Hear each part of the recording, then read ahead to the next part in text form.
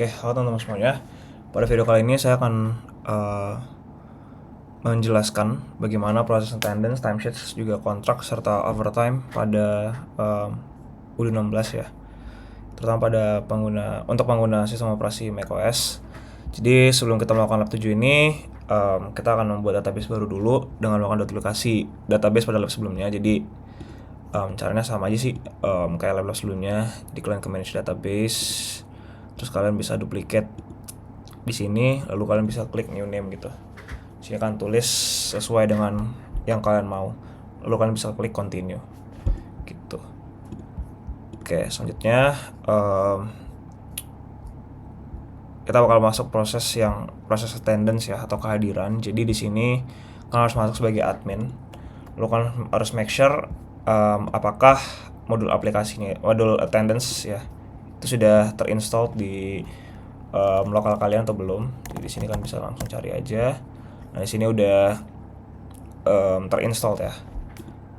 Lalu ketika sudah terinstall, kalian di sini harus melakukan login ya ke 3 user. Jadi ada Hana sebagai manager HR, terus Heru sebagai kepala seksi payroll, dan yang terakhir adalah employee yang dibagikan kepada kalian gitu loh. Untuk konteks ini saya menggunakan Andika karena yaitu staff yang dibagikan kepada saya.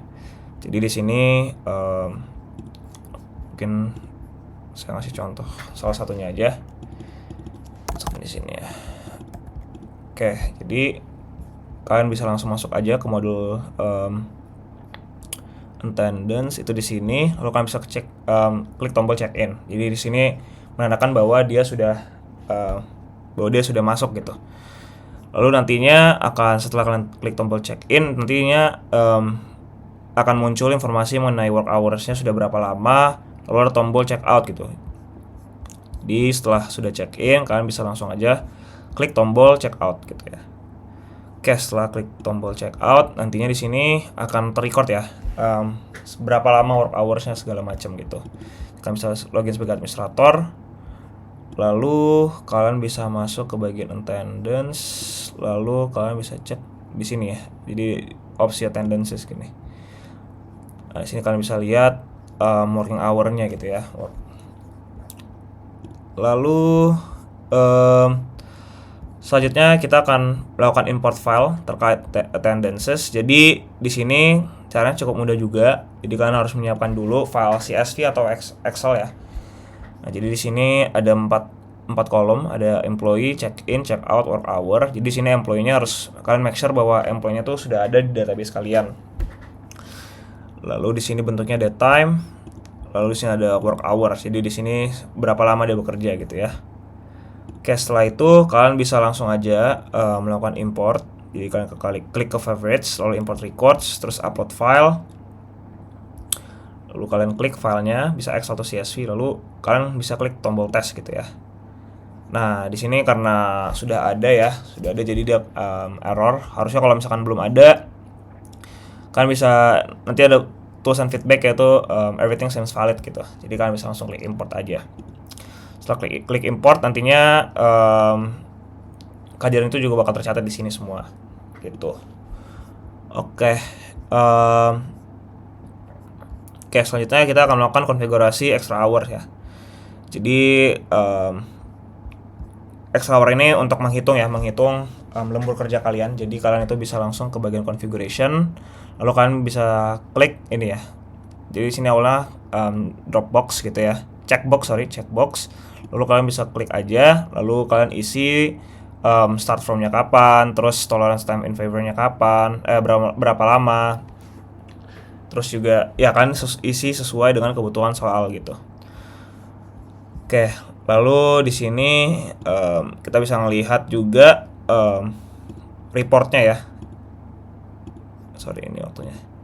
Ya, kita bisa ngelihat report dari seseorang itu waktu kerja dalam bentuk grafik. Jadi di sini kalian bisa masuk ke bagian reporting gitu. Oke, sekarang kita masuk ke bagian timesheets. Jadi timesheets ini kita harus make sure dulu juga kalau misalkan modulnya sudah terinstall. Jadi kalian bisa masuk ke bagian administrator, lalu ke app, lalu kalian klik timesheets. Oke, jadi sini udah terinstall ya. Oke, setelah terinstall, kita akan ngebuat dua timesheets baru ya, jadi karena employee yang saya dapatkan adalah Andika, dimana saya memiliki atasan yang bernama Atun. Jadi kita akan login sebagai Atun atau atasan kalian masing-masing. Kita akan login sebagai Atun. Lalu di sini kita akan masuk ke bagian timesheets. Jadi di sini timesheets kalian bisa langsung klik aja new. Lalu kalian bisa membuat projectnya. Kalian bisa nge-create dari project dari sini atau bisa langsung ke project sini gitu. Jadi ada dua cara, terserah kalian. Kalau misalkan kalian pengen buat project dulu di sini bisa, atau kalau misalkan kalian mau langsung juga bisa. Jadi kalian bisa langsung nge-create projectnya di sini. Lalu projectnya apa, tasknya apa, descriptionnya apa, terus hour span-nya berapa gitu ya. Itu diisi sesuai kebutuhan soal. Oke, kita juga bisa melakukan import timesheets juga. Jadi caranya juga sama, kalian siapin dulu data Excel-nya. Di sini ada date, projectnya, jadi kalian harus make sure juga projectnya udah ada, tasknya juga udah ada, description-nya, quantity-nya. Ini quantity ini hour span juga. Terus kalian bisa klik favorites, import records, terus kalian upload file, pilih ya Excel atau CSV. Lalu kalian tes di sini everything seems valid gitu ya. Kalian bisa langsung import aja kalau misalkan sudah valid gitu. Oke, setelah itu kita mulai masuk ke bagian overtime. Jadi overtime ini mengurus masalah payroll ya atau payslip gitu. Jadi karena awalnya kita belum ada ya aplikasinya, jadi kita harus download dulu. Kalian bisa langsung download. Ini aku buka dulu di sini. Ya, kalian bisa download for version 16 gitu ya. Habis kalian download, nantinya dia bakal bentuknya zip ya. Jadi kan harus ekstrak dulu. Lalu setelah diekstrak itu nanti ada 3 file ya, contract types, payroll, community, sama overtime ini ya. Jadi kalian harus tambahin ke bagian folder add-ons. Di sini saya udah siapin. Ya, jadi di sini ada contract types, terus ada payroll community dan juga OHRMS overtime.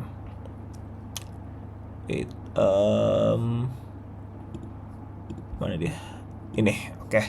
Setelah itu kalian harus tambahin di OHRMS core ya, di manifest.py. Lalu kalian tambahin yang tadi contract types, OHRMS overtime, dan juga HR payroll community. Jadi setelah kalian tambahkan, kalian bisa melakukan docker restart ya. Jadi kalian bisa lewat command prompt atau bisa langsung dari sini gitu ya. Kalau menggunakan docker tuh kan bisa langsung klik restart aja gitu. Setelah itu setelah tambahkan, kalian juga mungkin seperti biasa kalau sebelumnya, kalian bisa langsung masuk ke bagian admin. Lalu kalian bisa ke bagian apps. Jadi di sini kalau misalkan nggak ada, kalian nggak ada menu update app list ya, kalian bisa klik command K ya, command K, lalu kalian klik debug di sini. Jadi setelah di debug, nanti kalian bisa langsung update app list, kalian update aja. Lalu kalian bisa mencari dengan keyword overtime. Oke, di sini sudah terinstall. Sebelumnya mungkin akan ada tombol activate, jadi kalian activate dulu aja. Oke, setelah diactivate, kita mulai masuk ya ke bagian kita ngebuat kontrak dulu, Jadi kita di sini akan login sebagai atasan employee yang dibagikan kepada saya, yaitu Atun. Lalu kita akan membuat kontrak di bagian employee ya, bagian employee. Jadi kalian klik di sini Andika. Oke, di sini harusnya nantinya 0 kontraknya ya, tidak ada kontrak. Jadi kalian di sini harus membuat kontrak baru dengan mengklik tombol create di sini ya. Mungkin nextnya enaknya langsung dari sini aja karena bakal lebih detail. Lalu nanti kalian isi sesuai kebutuhan soal, mulai dari working schedule-nya, terus start date-nya kapan, apa nama kontraknya. Lalu nantinya ya ini setelah diisi ya, setelah diisi kita akan masuk ke bagian salary information. Jadi di sini akan ada apa namanya ya, kita akan mengatur gajinya gitu ya. Jadi mengatur gaji pokoknya dan juga gaji lemburnya gitu. Intinya itu. Jadi ini kita isi aja sesuai kebutuhan soal, mulai dari wage-nya, per harinya berapa atau per jamnya berapa, itu kita isi aja. Lalu nantinya karena ini masih baru ya kontraknya, kalian harus klik dulu, klik running dulu untuk menandakan bahwa kontrak ini baru bisa berjalan gitu. Oke, sekarang kita juga harus mengatur akses si Andika ini sebagai employee manager pada bagian kontrak gitu ya. Jadi kan bisa ke bagian setting, login sebagai administrator dulu, masuk ke setting, terus ke manage user, lalu pilih usernya. Oke, selanjutnya bagaimana skenario request overtime ya. Jadi skenario nya itu ya kalian bisa masuk dulu sebagai admin di sini. Lalu kalian masuk ke bagian overtime request. Lalu di sini kalian ngebuat dulu overtime types-nya. Jadi ini yang udah dibuat, dynamic cash hour, terus duration type-nya apa, name-nya, rate-nya berapa. Jika kalian isi sesuai kebutuhan soal. Lalu setelah itu kita akan mengajukan overtime ya sebagai salah satu employee di PT kita, yaitu Andika ya. Jadi kita akan ngebuat yang namanya overtime request untuk salah satu employee kita, itu Andika. Oke, di ini diisi aja sesuai kebutuhan soal, mulai dari duration type-nya, terus date dari kapan sampai kapan, lalu type-nya apa. Nantinya akan ada tombol submit to finance. Jadi kalau misalkan udah, kalian klik aja submit to finance, dan nantinya kepala seksi payroll itu akan meng-approve atau meng-review gitu ya. Jadi ada dua pilihan. Jadi nantinya si Heru akan sebagai kepala seksi payroll akan mengisi overtime type-nya, yaitu cash hour. Lalu nantinya udah tuh akan secara otomatis melakukan perhitungan terhadap overtime amount-nya gitu. Jadi ya kalau misalkan sudah dirasa bahwa jamnya sesuai dan informasi-informasi yang diajukan itu sesuai, Heru sebagai kepala seksi payroll itu bisa melakukan approve gitu. Dan selanjutnya kita akan masuk ke modul payroll. Jadi ya kita ke modul payroll. Oke, kita akan login sebagai kepala seksi payroll. Kita masuk ke payroll di sini ya. Lalu kita ngebuat employee pay slips. Jadi di sini kalian mengisi periodnya kapan, kontraknya, terus name-nya apa, terus work days-nya bisa description, code, number of days, number of hours. Jadi ini ibaratnya invoice, semacam invoice gaji lah ya, invoice gaji gitu. Lalu kontraknya ya sesuai sama yang udah kita buat sebelumnya, diisi aja. Ya itu menjadi payslip untuk si employee-nya gitu loh. Oke.